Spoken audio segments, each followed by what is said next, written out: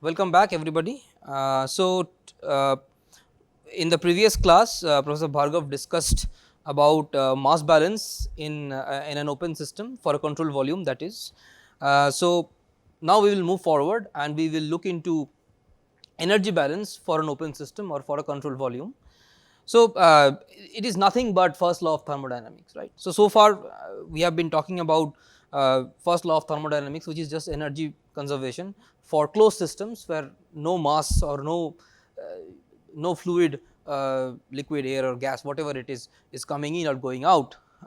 But slowly we have to generalize it and move towards open systems where you allow mass flow in and mass flow out, right, because many of the devices that we use day to day, for example the compressor in your refrigerator or the heat exchanger in your AC or in the condenser in your refrigerator, all these things are open flow devices. That means they are open systems. Okay, so they allow mass flow in and mass flow out. So which means that it is very important to talk about energy conservation, in other words the first law of thermodynamics for open systems, that is for control volumes.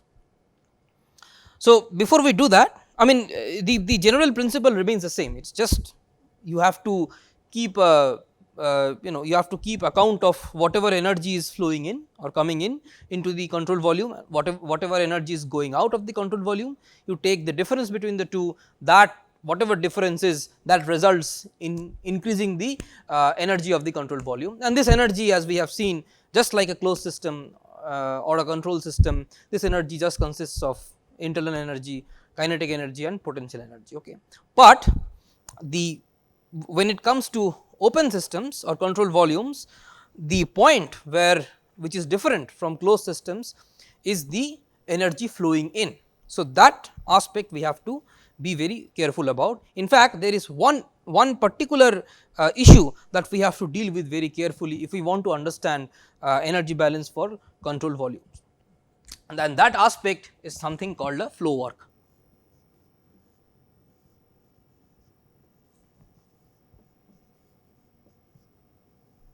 Okay.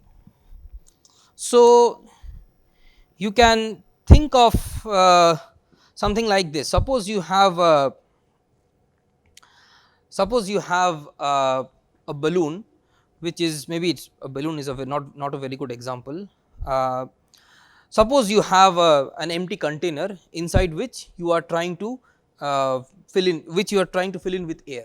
Okay. So initially the container is empty, or maybe it has a small amount of gas or air and you are trying to fill it in. You are pushing air with your mouth, for example, let us say, into this container. So you can think of this as a rigid balloon. Suppose you have a balloon, you are pushing air into the balloon to usually if you do that the balloons will go big, but here suppose the balloon is rigid. Okay. So its volume is not changing, but you are using your mouth, you are trying to push in air into the balloon. So here, since volume is not changing, it is a rigid balloon or rigid container, apparently there is no work, right. You would imagine that, well, there is no work being done because the volume is not changing, but you immediately realize that that is not true, because you have to really do work to push the air or whatever gas it is that you are pushing in, to push the air, let us say it is air, you push the air into the balloon, you have to really do work. Okay. Although if it is a rigid container or a rigid balloon, its overall volume will not be changing. So why is that the case? Although there is no volume change, it seems like you still have to do some work, and you have to do this work because this balloon or this container is not a closed system, it is an open system where mass of air is flowing in, and to sustain that flow of air you have to do some work, right. If you have a flow, just to sustain the flow you have to do some work. Okay, that is very important.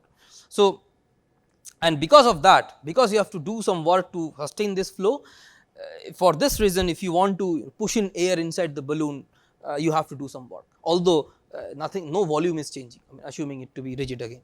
Okay. So that is what leads us to something called the idea of flow work. And this is critically related to pressure inside fluids. Okay. The flow work we will see is closely linked to the pressure inside a fluid. So, let us consider a very simple system we just want to get a handle of how pressure how flow work is to be quantified in a fluid. So, let us consider a very simple example. Let us say that you have uh, a pipe or a channel like this. Okay. Let us say that this area of cross section is some A, and there is some flow that is going on. Let us extend it to some extent, maybe like that. So, there is some flow that is taking place inside the channel, and let us assume that the flow is taking place with a velocity v. Okay. With a velocity v, and so in general what will happen is this velocity will vary across the channel, but let us assume for simplicity that this is uniform across the channel. In fact, this is exactly equal to the average velocity that Professor Bhargav was talking about in the previous lecture. Okay. So, if you consider this to be a uniform value throughout the cross section, this will just be the average velocity, but let us not worry about that. Let us assume that this is uniform. So, now let us take a control volume. So, let us say that this is our control volume, this black box that I am drawing is our control volume. So, now you see in the control volume there is constantly fluid flowing in and flowing out of the control volume. So, some mass in and mass is out, and let us also assume that this is at steady state, or rather let us only consider a steady state scenario. We have seen that in steady state m dot in is equal to m dot out. So, this will be m dot in, this will be m dot out or E exit. Okay. So, now let us try to see let us try to see what is happening at this boundary. Okay.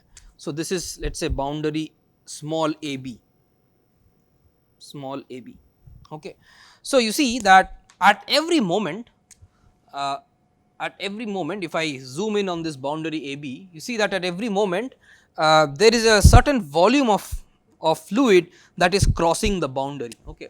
So, there may be this much amount of volume of fluid which was just outside. Okay. At every moment certain amount of fluid is crossing this boundary and moving into the control volume. So, let me point out that this is our control volume. So, at every moment this much amount, some amount of fluid, let us call it let us say that this much amount of fluid is crossing into the control volume. So, you see that for this fluid to move in, what it has to do is it has to put. So, here also there is some fluid element, there are some fluid elements, right, the same fluid elements are there. So, for this fluid element to move in, it has to displace it, push it further ahead and then take its place, right, which means that this element, this fluid element, let us call it element 1, is doing some work on element 2, let us call this element fluid element 2, right. So, because element 1 E1 has to push E2 forward in order for it to move inside the control volume, right. So, because this flow is being sustained, this process is happening at every point of time, which means at every point of time the element that is just outside the control volume is pushing the element that is just inside the control volume forward in order for itself to move in, right. Now, you know what comes next, because element 1 is pushing element 2 forward, it is doing some work against element 2, right, because we know that element 2 is exerting pressure on element 1 like this. So, at the boundary of the control volume, element 2 is exerting pressure on element 1. So, effectively what element 1 is doing is it is moving against the pressure that is acting from the element 2, right. So, by moving against this pressure, this element 1 is doing some work on the element 2. So, E1, let me write that down, E1 does some work on E2. So, one easy way to visualize is that you can think as if that there is an invisible massless piston here which is moving, right. So, you can think that maybe at this boundary, okay, maybe if I redraw the system. So, this is my channel and this was the control volume, right. So, you can think of as if there is an invisible piston here, there is invisible piston here, invisible massless piston here, and the fluid, this piston is, you can think of it as the boundary between the fluid in the control volume and the fluid outside the control volume, and because of the flow you can think of as if this fluid outside the control volume is pushing this piston against the fluid in the control volume, okay. And this fluid inside the control volume is exerting some pressure on the piston, which is why basically this fluid outside the control volume is doing work against this pressure, okay. And let us say that this pressure is P, this pressure is P. So, here in this scenario what we are saying is that the pressure here is P, okay. So, now let us try to calculate this work done within a small amount of time, okay. So, let us say, let us consider a time interval, let us say delta t, which is like extremely small, infinitesimally small time interval, and let us say that within that small time interval only this much of fluid gets into the control volume. You can understand that if the time interval is small enough, the amount of fluid that flows in will be very small. So, within that time frame, this much amount of fluid goes into the control volume, which means that this element E2 will be displaced by, so the, if you consider this thickness, let us say this is delta x, then this fluid element E2 will also be displaced by an amount delta x. It has to be, right, for to accommodate the element E1. So, let me maybe redraw this. So, this element gets displaced in that direction by an amount delta x. So, what is delta x? That is very simple. If we know the velocity, let us say the velocity here is V I, V I is the velocity here. Let us say that the velocity is uniform. So, its velocity is V I. So, this is the same velocity as this, but since we are considering the inlet, we will say, we will denote this by the velocity at inlet by V I, putting an I subscript.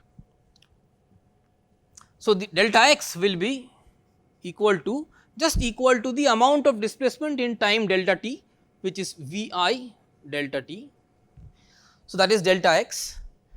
What is the work done then? What is the work done by E1 on E2? Let us try to calculate that, or equivalently what is the work done, work that the fluid outside the control volume is doing by moving this piston. The analogy is that this piston moves by an amount delta x, okay. The fact that E2 moves in this direction by delta x is the same as saying that this piston moves by an amount delta x. So, what is the work done? The work done is, let us call it maybe delta W. This is equal to force times displacement, force times delta x. Force we know is just the pressure times area times V I times delta x. Oh, sorry, not delta x, V I times delta x is V I times delta t, sorry. So, this is delta t, alright. So, what is the rate of work done? So, the rate of work done is delta W by delta t is equal to pressure times the area times the velocity, but we have just seen in the previous lecture that area times the velocity is nothing but the volumetric flow rate. This was just discussed in the previous lecture. So, we have seen in the previous lecture that A times V I is just the volumetric flow rate, which was represented with, maybe I should take a different this thing, yeah. So, this was represented with V dot. This is the volumetric flow rate, right. This is volume flow rate. Okay. So, that just becomes P times V dot at the inlet. Although we have assumed this flow to be steady state process, we have seen that for the calculation that we have done so far, actually the steadiness of the process does not really come into play. But anyway, just a point that I wanted to make. Let us come back. So, this will be P times V I dot. Okay. V I dot is the volume flow rate at the cross section I, that is at the inlet. What we can do is, so this we can represent as W dot, and I will write a flow here, because this is, you can understand that you have to supply this much amount of work continuously to sustain the flow, right. If you want to sustain the flow in and out of the control volume, this is the work that you have to continuously supplying at this rate. You have to supply work at this rate, okay, which is why and this is to sustain the flow, that is represented by this subscript flow, and this is work done. So, that is W, and this dot is because it is, we are talking about a rate. So, this is W dot flow. We can express this in terms of per unit mass. So, I can say, I can ask well, how much work do I need to supply, or at what rate do I need to supply work per unit mass, that is a more important quantity. So, that is again very simple, we just divide it by mass. So, we say small w dot flow is equal to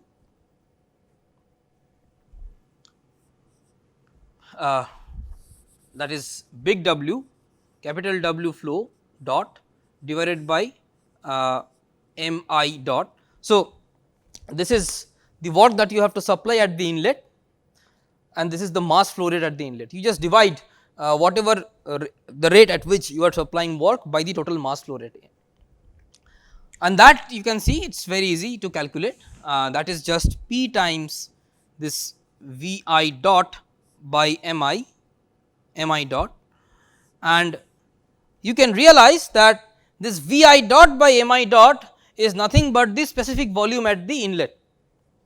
This is, remember, this is the volume flow rate at the inlet, which means this is meter cube per second. How many meter cubes of fluid is coming in through the inlet? This is how many kg of fluid is coming in through the inlet per second. Okay. If you divide the meter cube, how many meter cubes of fluid is coming in at the inlet by how many kg of fluid is coming in through the inlet, what you get is the specific volume of the fluid that is flowing in, or the specific volume at the inlet of specific volume of the fluid that is entering through the inlet. Okay. So, this is P times small v I. So, this is this visible? Okay. Specific volume of inflow or specific volume of fluid at the inlet. I should write like that probably, at inlet. So, you can probably also realize that this is work being done on the control volume. Similarly, if we come back to this original figure,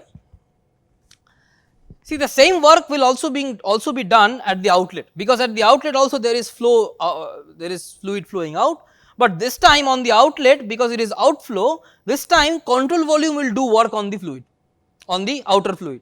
So, here the outer fluid is doing work on the control volume to push the fluid in. Here, to push the fluid out, control volume is doing work on the outer fluid.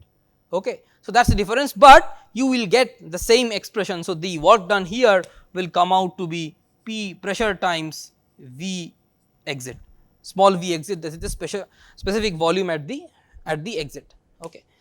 So, in conclusion, what we can say is that if I may come back here, You see, just to sustain the flow at the inlet, you have to supply this much amount of work to the fluid per unit mass.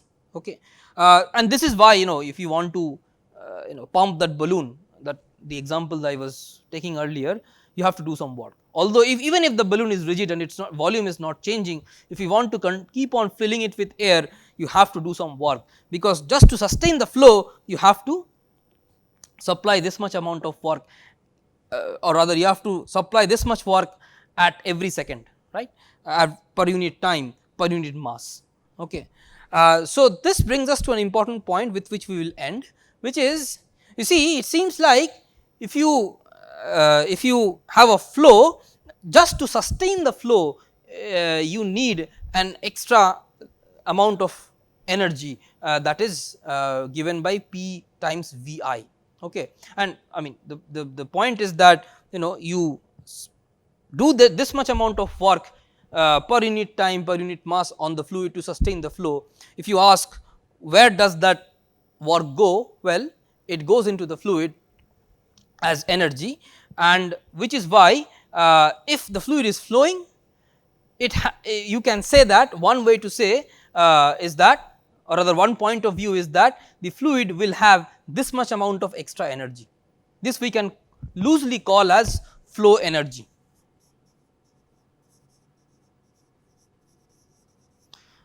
So, what is the source of this energy?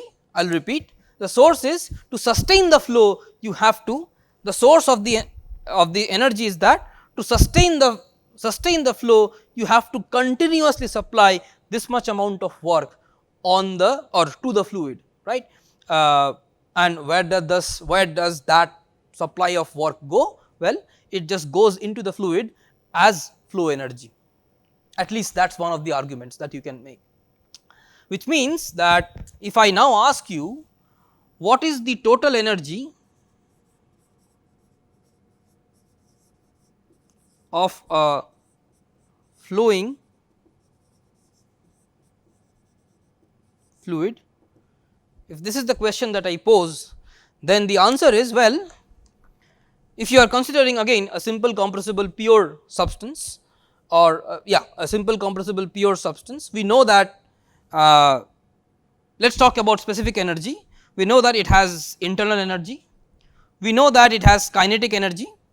Kinetic energy in this case will just be half V square, plus it has potential energy if we consider gravity only. So, this can be G z, z being the height of the point at which you are making the measurement from some reference plane. So, this is the same as that we had for our closed system, right. But now we see that for an open system, if you have a flow, there is this extra energy that comes in, right, with the flow, which we loosely called as flow energy. And sometimes, by the way, this work is sometimes also called as like pressure work, loosely speaking, pressure work. Sometimes this energy is also loosely called as pressure energy, although these are again loose terms. Perhaps it is best justified to call it flow energy, because again I will repeat that this energy you need to continuously do this much amount of work to sustain the flow. Because of that the flow every second per unit mass of the flow keeps on getting this much amount of energy, okay, in form of work input. Then for a flowing fluid I have to add this flow energy. So, I will add that as P V I, not V I, P V, right. So, this was at the inlet. Now, if I if I want to generalize this, I will just drop this I sign. I was talking about a specific cross section. If you are talking about a specific point in the flow, you can drop that I sign, and this is what you will get. And well, what you can now do is you can combine P V and E, and that becomes enthalpy. If you combine the two, this becomes the specific enthalpy of the fluid at the point where you are measuring the energy. So, this you can write as enthalpy plus half V square plus Gz. This is the total flow energy, total not total flow, it is a total energy of total specific energy of a flowing fluid, okay. And this sometimes is called as theta. It is customary to represent this in terms of theta using shorthand notation, okay. So, if there is flow, the total you have to add this flow energy with the with what you were already considering previously for closed systems. You have to add this flow energy and which ultimately yields enthalpy, right. Whereas, for a closed system you do not have this part. So, you only have E plus the kinetic energy plus the potential energy, okay. So, this is the total energy of the flowing fluid. So, with this we will see how to use this when we write the first law for a control volume or an open system, okay. Let us end here.